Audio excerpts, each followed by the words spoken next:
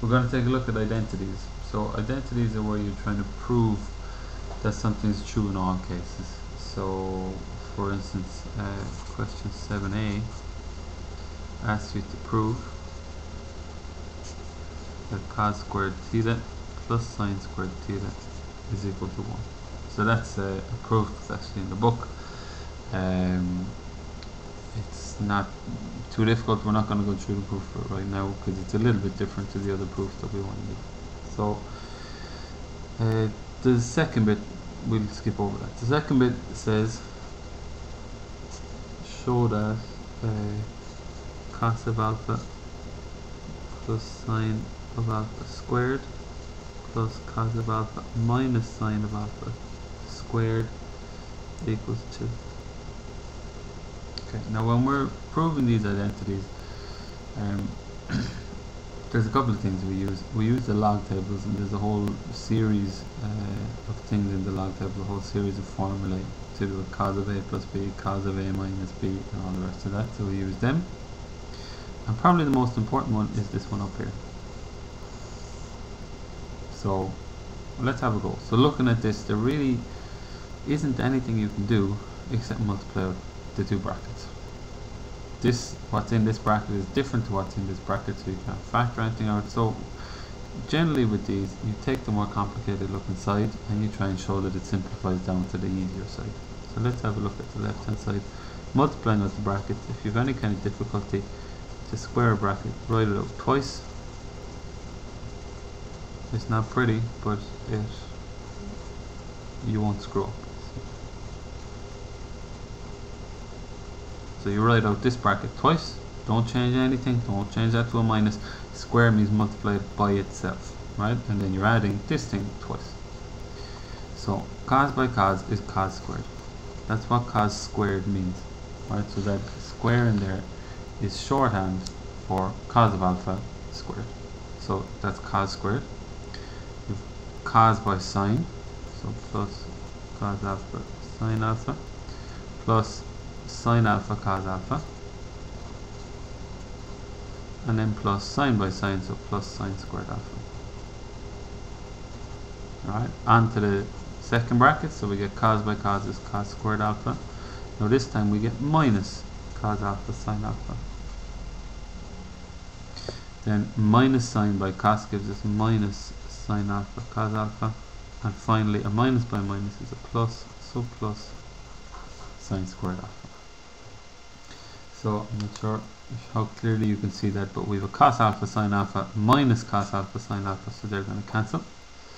And we have a sine alpha cos alpha minus sine alpha cos alpha, so they're going to cancel. So we end up with 2 cos squared alphas plus 2 sine squared alphas.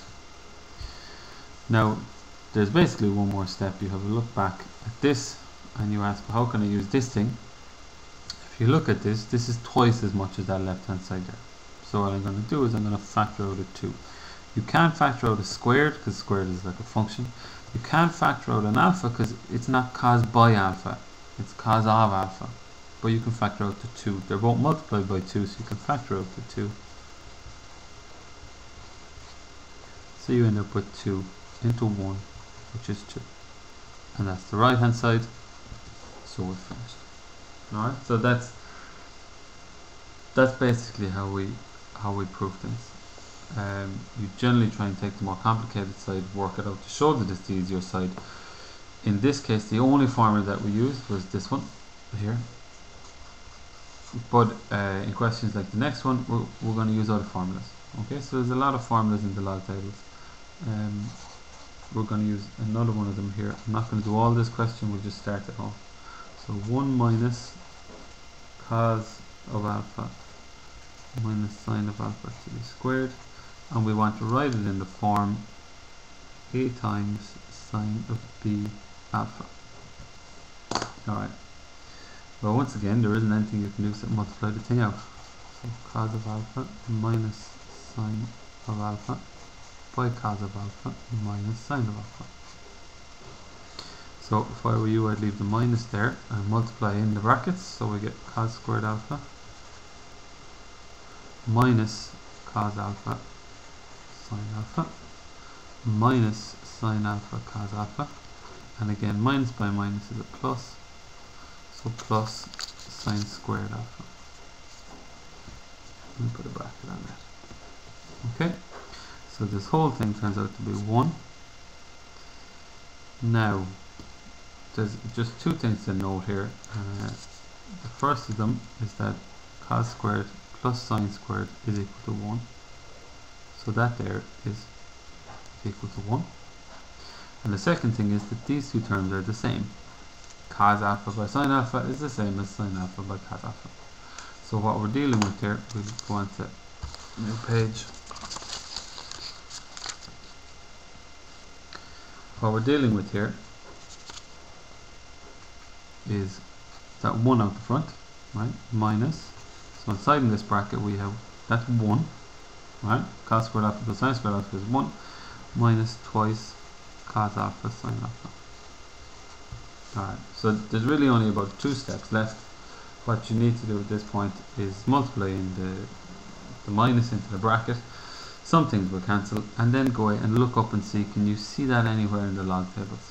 And keep in mind that we're looking to write this as a times sine of b alpha. So there's probably going to be a formula for something like sine of 2 alpha, or sine of 2a, or sine of 3a, or sine of 4a. There's going to be a formula for one of these things in the log tables that will actually give you this as an answer. So go away to the log tables, look it up and see if you can see twice cos alpha sine alpha on the right hand side anywhere, and that should help you finish the question. Alright, so that's that particular identity there. Question 10 has actually the same identity, so we'll have a look back at question 4, which is slightly more difficult, and involves identities in tan. Now the first bit of question 4 I'm not going to do because it's in the it's the proof in the book. So question 4 B part 1 I'm not going to do, so B part 2 we're going to have a look at. So the claim is, if alpha plus beta is 90 degrees, then tan of 2 alpha over tan of 2 beta equals minus 1. Alright. Well, first thing is, looking at this and looking at this, here we've alpha and beta, here we've 2 alpha and 2 beta. So you've got two options. Your first option is to take these here and split them up. And there's a formula in the log tables for tan of 2a equals, I think it's tan of 2a is twice tan a over 1 minus tan squared a, as far as I remember. So the top line would turn into a fraction like that, the bottom line would turn into a fraction like that. I guess you would invert the bottom line, bring it up and multiply. All seems a bit complicated. The other way that you could tackle the problem is, instead of breaking up these into alpha and beta, is you could turn these into 2 alpha and 2 beta. So let's do that. So simply multiply everything here by 2, so we end up with, so alpha plus beta equals 90 degrees, means that 2 alpha plus 2 beta is 180 degrees. Okay, so we're not sure how we're going to use that yet. A lot of the time with tan, actually maybe we can try using this straight away. So on the left hand side, here we've tan of 2 alpha and tan of 2 beta. So let's get rid of one of them. So what we're going to do is we're going to use star to write, let's say, 2 alpha as 180 minus 2 beta. So what we can do now is we can sub this in here. So the left hand side here is equal to tan of 180 minus 2 beta all over tan of 2 beta. Okay, now we have a formula for tan of a minus b. I'm desperately trying to remember what it is. Tan of a minus b, I think it's tan of a minus tan of b